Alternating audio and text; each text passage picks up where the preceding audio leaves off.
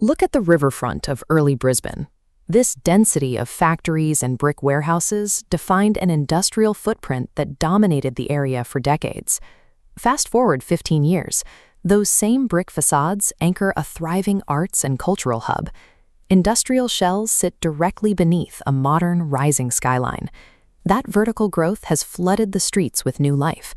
The Aria apartment tower alone brought over 1,100 residents directly into this footprint. You have high-end dining sharing walls with contemporary art galleries, all nested under thousands of apartments.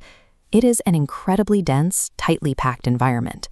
Maintaining a space with overlapping demands means standard commercial practices no longer apply. The methods used for a typical office block will not work here. In fact, applying standard cleaning protocols to this bespoke environment causes active physical harm. Reclaimed heritage stone etches and degrades when exposed to typical acidic solutions.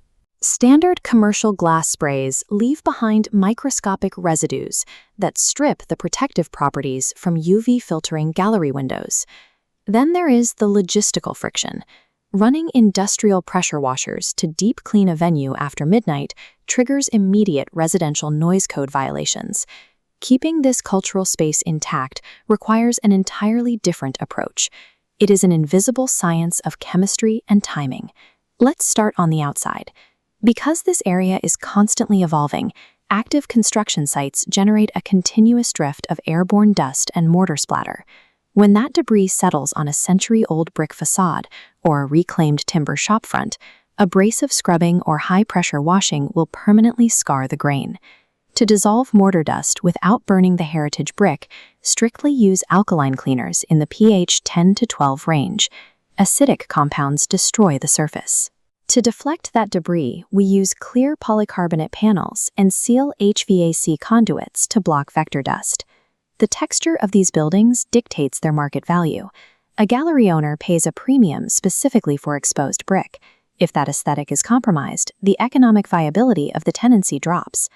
Moving inside, the threats shift from heavy particulate matter to microscopic chemistry and atmospheric shifts. Many standard cleaning products contain volatile organic compounds.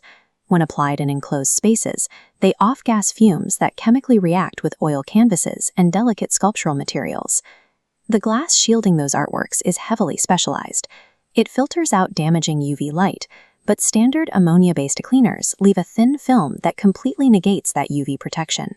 Taking care of these spaces requires a strict 3-touch system: removing the settled dust, cleaning the surface, and passing a final inspection, all timed perfectly with the gallery's internal climate controls to avoid spiking the humidity.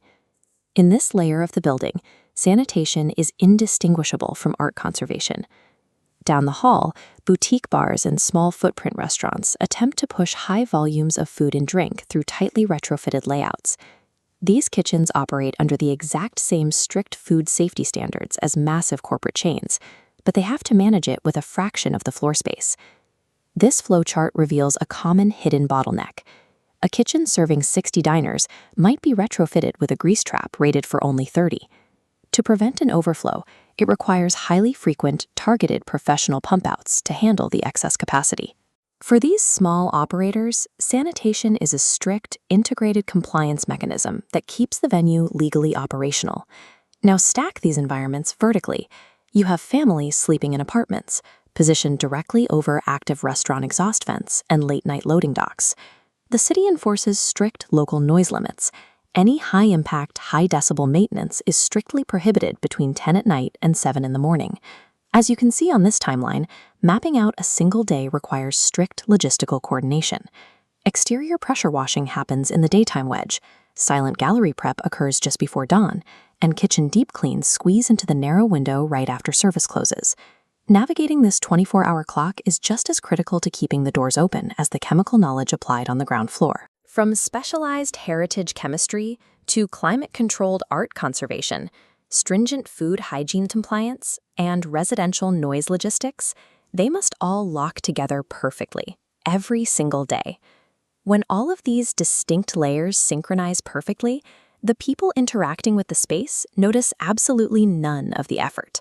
Fish Lane and West End thrive because of this meticulous, ongoing preservation. It protects the industrial history of the past while sustaining the cultural density of the future.